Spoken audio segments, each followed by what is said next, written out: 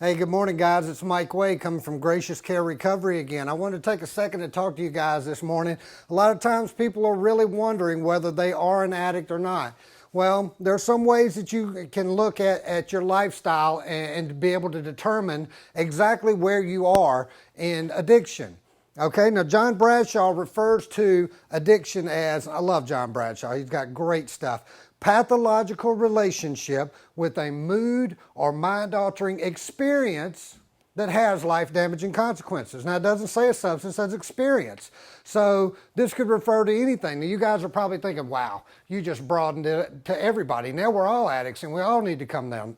Well, 90% of the human race or the free world has some sort of addiction. Shopping's a huge one. People love to shop. Why? Shopping makes me feel good. Buying new stuff makes me feel good. What we need to look at is the second half of that, where it says life-damaging consequences. Now, if you're shopping to the extent where your MasterCard is over the limit all the time, you can never get it paid down, come on down and see us. If you're not, then you might just have a problem that other people share.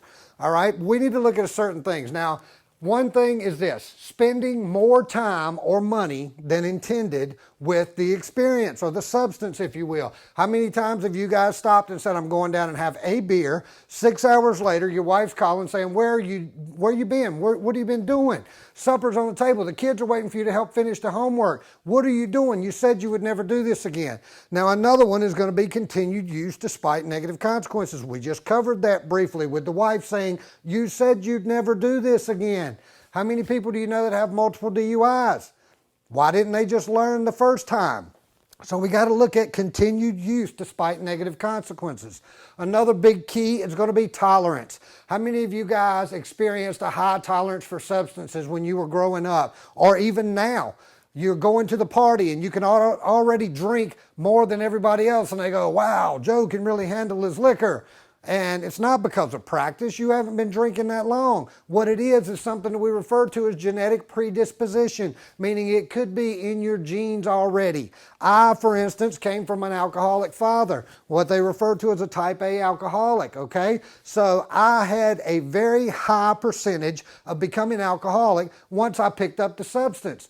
I remember my first drink, and when I felt that feeling, I said, I'm going to drink again. I didn't know when, but I knew I wanted that experience again. So we're going to talk a little bit about what goes on inside the mind of the addict and the person who is not an addict, okay? I'm going to try to draw some things up here. It's going to be cylinders. Drawing is not my forte. That's why I'm a therapist. I'm not good at much of anything else. So this is what I'm going to look at. This is the normal person. This is the addict, okay? Now, there are chemicals present in the brain, one of which is dopamine. We discussed it in another video. Now, dopamine is present. A lot of other chemicals are present as well.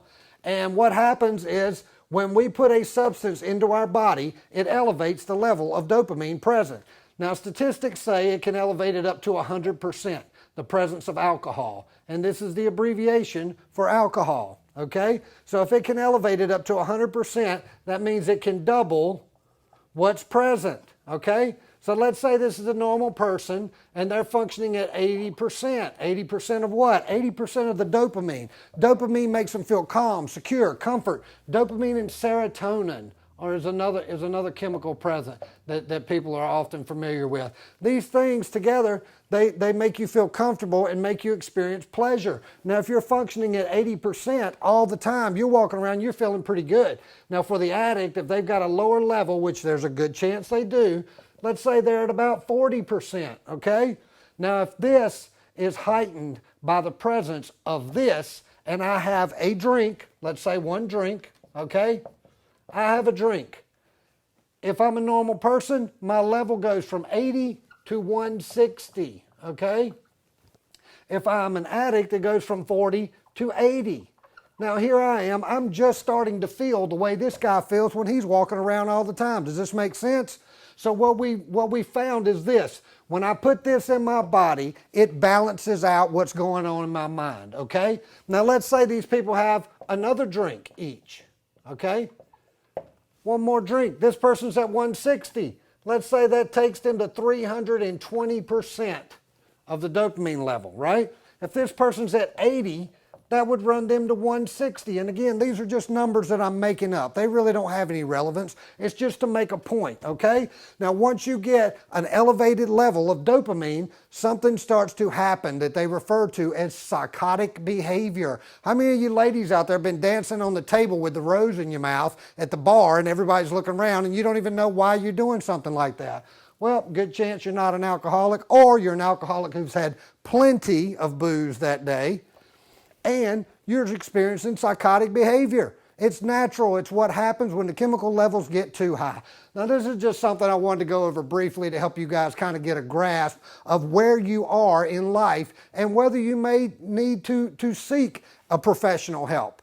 But if you do, come and see us down here at Gracious Care Recovery. We have the answers to this and much, much more. Thanks for your time.